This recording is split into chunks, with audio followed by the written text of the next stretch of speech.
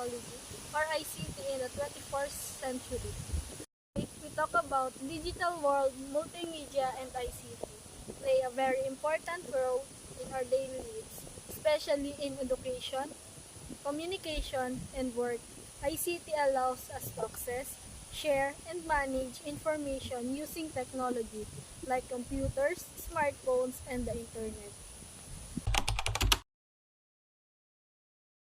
One major benefit of multimedia and ICT is better learning and education. Instead of relying only on books, students can now learn lessons become more interesting, easier to understand, and engaging. For example, animation and videos can explain difficult topics more clearly than text alone. Another benefit is faster and easier communication.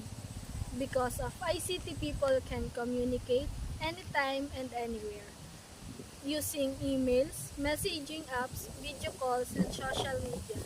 This is very helpful. Multimedia and ICT also help improve creativity and self-expression.